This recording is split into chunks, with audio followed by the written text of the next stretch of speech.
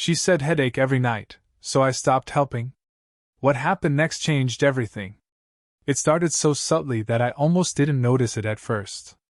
Every evening, without fail, she would look at me with a kind of weary politeness and say, "I have a headache." At first, I thought it was genuine. Long days, late nights, a demanding schedule. But then it became routine. Day after day, night after night. The same words, the same tired smile that barely reached her eyes. And somehow, it felt like a wall slowly growing between us, brick by brick, built out of excuses and silent distance. I remember the first time it really hit me, lying beside her in bed, the dim light from the hallway spilling across her face. She rolled over to her side, her back to me, and sighed. The warmth I had hoped for, the gentle pressure of her hand brushing mine, didn't come. I hesitated, my fingers hovering just above her shoulder, feeling the coolness of her skin. My heart ached at the simple absence of touch, the way she seemed to shrink into herself. I wanted to reach out, to reassure her, to remind her, and maybe myself, that we were still connected. But every night, the same pattern repeated, and eventually, I pulled my hand away, swallowed my frustration, and stared at the ceiling, counting the cracks instead of counting on her warmth. Outside the bedroom, life carried on as if nothing had changed. She moved around the house with that graceful efficiency I had always admired, but there was a distance in her steps, a quiet tiredness in the way she held herself. Her hair would fall loose over her shoulders, and she would push it back absently, never quite meeting my gaze. I started noticing the little things, the way she would leave the kitchen quietly after dinner, the faint weight in her sighs, the way she avoided sitting too close on the couch. Even the air between us seemed cooler, somehow heavier. I found myself walking a line between care and resentment. I wanted to help her, to ease her burdens, but at the same time, the repeated refusals stung more than I could admit. I questioned myself constantly. Was I too eager, too young, too naive? Or was it something else entirely? Something she couldn't say out loud? My mind spun with scenarios, all of them painful, none of them comforting. And yet, despite the frustration, I couldn't bring myself to leave her entirely. There was something fragile in the way she carried herself, a quiet vulnerability beneath her confident exterior. I wanted to reach her, even if she refused me.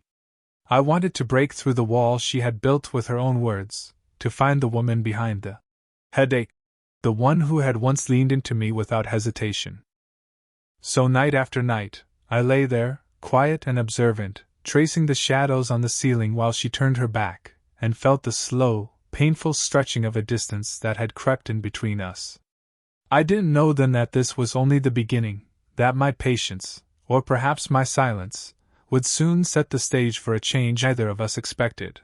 After weeks of nightly refusals and the familiar excuse of headache, something inside me shifted. I realized that no matter how much I tried, my gestures of care, offering a massage, asking if she needed water, brushing her hair back, were being met with polite dismissal. I began to feel the subtle frustration that comes not from anger, but from being consistently invisible in the moments that mattered most. It wasn't that I wanted to punish her, I just needed to step back, to stop bending myself into someone who was perpetually denied. It started in small ways. I stopped hovering in the kitchen while she washed dishes. I didn't rush to carry the grocery bags from the car. I sat on the couch, reading, while she moved around the living room, noting the faint stiffness in her shoulders but keeping my hands to myself. At first, it felt strange, almost wrong, to withdraw my help. My mind kept circling back to old habits. I wanted to fix things, to bridge the distance. But every refusal had chipped away at my hope, and slowly, silence became my form of care. She noticed it immediately, of course. There's a subtle language in absence, one that's easy to misread but impossible to ignore. I caught her glance over her shoulder as I ignored the cluttered kitchen counter, the way her lips pressed together just slightly as she carried the heavier grocery bag alone. Even when our eyes met briefly, there was a flicker of surprise, almost guilt, that passed too quickly for her to acknowledge. I felt it like a quiet tremor, subtle but undeniable, a tension that neither of us could yet name. At night, the bedroom became its own strange arena of unspoken communication. I no longer reached for her hand or tried to slide an arm around her waist. Instead, I occupied the far edge of the bed, the cool sheets between us emphasizing the distance. The silence was heavy, but it was also honest. I was no longer performing the role of the attentive husband who was always available. I had retreated, and in that retreat, something began to shift, though neither of us could see it yet. Even during ordinary moments, the clink of cups as we had morning coffee, the faint hum of the dishwasher, there was a subtle electricity in the space we now shared.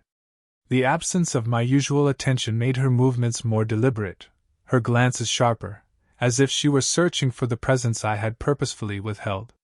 It was uncomfortable at first, watching her navigate the day without my immediate assistance. But in that discomfort, I sensed the beginnings of a reckoning. I didn't know how this silent withdrawal would end. I only knew that the repeated headaches had created a barrier, one that couldn't be dismantled by my usual patience or attentions. For the first time, I let the quiet speak for me, allowing her to feel the weight of her own choices, and in that quiet, I discovered a strange, tentative hope. Sometimes, distance is the only way to remind someone what they're missing. And sometimes, it's the only way to start noticing each other again. I began to notice the subtle shifts in her behavior almost immediately.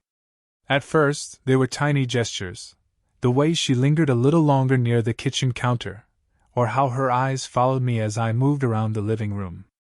It was an accusation, exactly, but a curiosity I hadn't seen in months. My silent withdrawal, my refusal to hover, to anticipate her needs, was unnerving her in ways words never could. She had always been graceful in the way she carried herself, exuding confidence that seemed almost effortless. But now there were cracks. Her shoulders, usually relaxed, now bore a faint tension, as if she were walking on unfamiliar ground. Her hands would fidget with small things, a stray napkin, the edge of a cup, and she would glance toward me, searching for a reaction I was careful not to give. That searching look, half frustration, half worry, was something I had longed to see again, but from a distance, it was both satisfying and heartbreaking. One evening, as I sat reading in the living room, she came in carrying a stack of folded laundry. She paused, almost as if waiting for me to leap up, to take the heaviest items from her arms. When I didn't, she hesitated, shifting the weight slightly, her lips pressed together in a faint line. The faint sound of fabric brushing against fabric filled the quiet, punctuated only by her soft sigh. It was a small moment, but it felt loaded with unspoken questions. Why had I stopped helping? Did I no longer care? Was this silence a judgment, or simply a retreat? I could see the confusion ripple across her features. Her brow furrowed just slightly, her gaze drifting toward me and then away. She started noticing things she hadn't before. How my hands rested idly on the arm of the chair, how I didn't automatically reach to steady her when she bumped against the counter, how my quiet presence seemed to create a strange void that hadn't existed when I was always attentive. She was sensing, in the most intimate of ways, what it felt like to navigate the world without my constant intervention. There was a vulnerability in her that she rarely allowed anyone to see. It was subtle, like the flutter of her eyelids when she thought no one was watching, or the way her lips trembled ever so slightly when she carried too much at once. And in those moments, I realized that my withdrawal was doing more than just creating tension. It was stripping away the habitual defenses we had built around each other. She was beginning to see me not just as her husband, but as a person who had needs, who could feel disappointment, who could step back and let her feel the consequences of her own actions. And yet, despite the tension, there was a quiet tenderness in these moments of confusion. She was still herself, confident, composed, but the soft edges of uncertainty were beginning to show. And in that softening, I sensed the first stirrings of connection, not forced or demanded, but slowly, almost imperceptibly, beginning to re-emerge. For the first time in weeks, it felt like we might meet each other halfway, not with excuses, but with awareness, with attention, and perhaps even with desire buried in the spaces between glances. It was an ordinary evening, yet it carried an extraordinary weight. She had moved slowly through the living room, her hands clasped together as if holding on to some invisible anchor. I noticed it immediately, the way her eyes lingered on me, a quiet hesitation in her gaze that wasn't there before. For weeks, our distance had been a chasm of polite avoidance, yet tonight something in her shifted. She sat beside me on the couch, close enough that our shoulders brushed lightly. The contact was small, almost accidental, but it carried the tremor of vulnerability. Her voice was soft, tentative, when she finally spoke. I wanted to tell you something. She paused, and for a moment, the room felt suspended in the hush between us. I didn't interrupt. I simply turned slightly, letting her know I was present, willing to listen. The quiet was unfamiliar to both of us, but it was necessary. It demanded honesty, without pressure, without the weight of expectation. As she spoke, her fingers twined loosely in her lap, and I could see the subtle tremor in her hands. She tried to frame it as a simple explanation for her headaches, but the truth began to emerge in fragments. Her words stumbled, faltering on the edges of admission, revealing a vulnerability she rarely allowed anyone to see. She was scared, not of me, but of letting herself be truly seen, the fear that her age, her tiredness, her quiet anxieties might make her seem less desirable, less whole. I felt the urge to reach for her, to brush a stray lock of hair from her face, but I paused, letting her space remain intact. Instead, I let my presence speak. The steady weight of my shoulder against hers, the faint warmth of my hand resting near hers on the couch, the quiet steadiness of my breathing, all of it said, without a word, that she could be honest and still be safe. She hesitated again, taking a breath that seemed too heavy for such a small space. I don't know why I've been pushing you away, she admitted. Her gaze flicked to the floor, then back to me, searching for judgment, finding none. The first crack in her wall had appeared, delicate and tentative, yet undeniable. The years of emotional distance, the repeated excuses, the nights of silent frustration, all of it hung in the air, ready to be dismantled by the simple act of truth. And in that moment, I realized something important: connection isn't forced.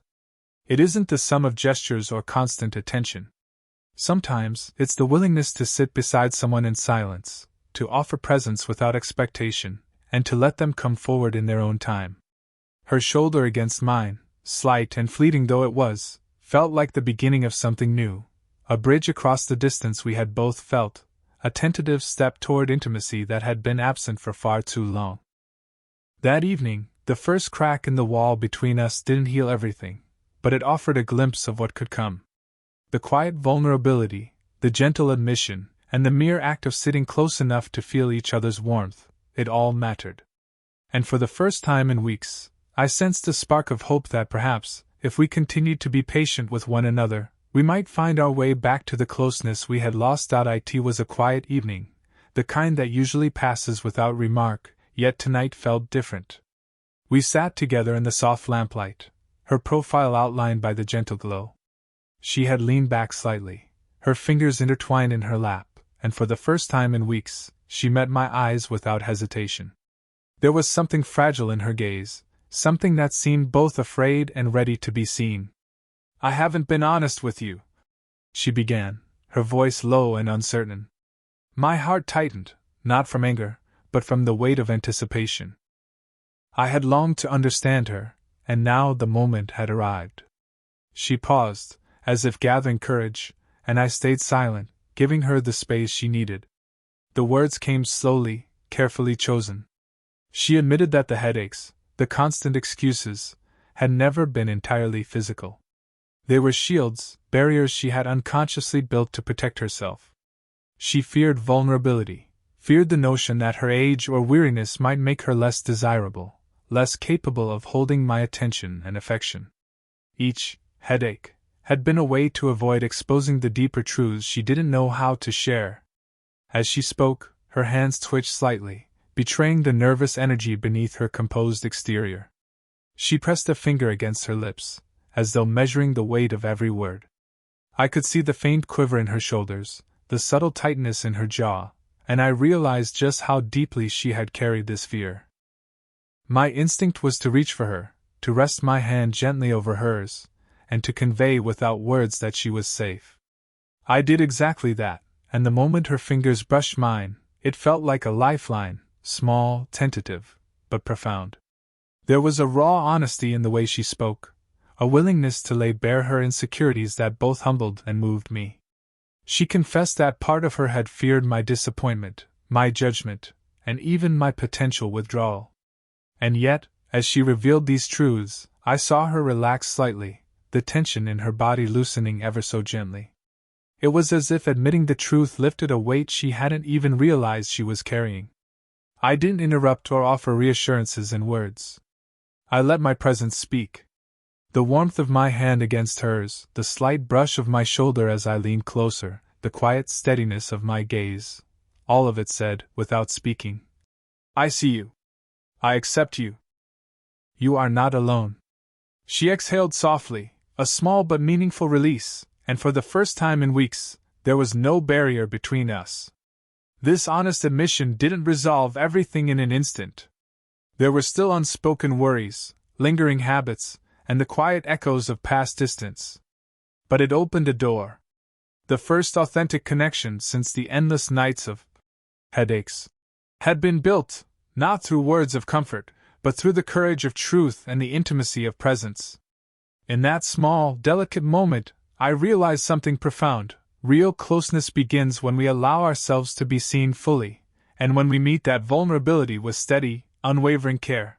After her honest admission, the atmosphere between us began to change, almost imperceptibly at first. It wasn't dramatic or sudden, it was in the small gestures, the lingering looks, the quiet moments that carried a weight words could never match. I noticed it the morning after our conversation, when she poured coffee for us both and paused just a fraction too long, letting our hands brush over the cup. That fleeting contact, the warmth of her fingers against mine, sent a familiar shiver through me, a reminder that intimacy could exist without demands or pressure. The days that followed were marked by subtle reconnections. In the kitchen, she would reach for the salt while I reached for the pepper, and our elbows would collide lightly. Instead of pulling away immediately, we would hold that touch for a heartbeat longer, sharing a small smile. It was as if the silence of previous weeks had heightened every sensation, every minor contact charged with meaning. She was no longer withdrawing from me, and I was no longer chasing her. We were learning to inhabit the same space again, naturally, carefully, with mutual awareness. One evening, as the sun dipped low and the room filled with golden light, she leaned against me on the couch, her head resting lightly on my chest.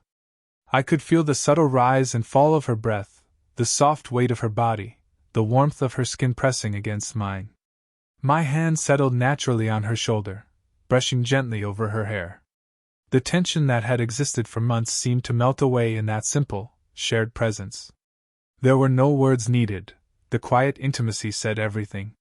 She began to initiate touches herself, brushing my arm as she passed by, letting her hand linger on my back when we walked together through the living room, resting her fingers briefly on my knee. Each gesture was small but deliberate, a conscious invitation that acknowledged the distance we had endured and the new closeness we were cultivating. There was a playful lightness now, too, the kind that comes after barriers start to fall, when vulnerability is met with tenderness instead of judgment. At night, the bed no longer felt like a stage of avoidance. We sat together reading, sometimes leaning against one another, sometimes simply sharing the same quiet space. When she fell asleep against my shoulder, I felt the steady rhythm of her heartbeat beneath my ear, a grounding, intimate presence that had been absent for too long.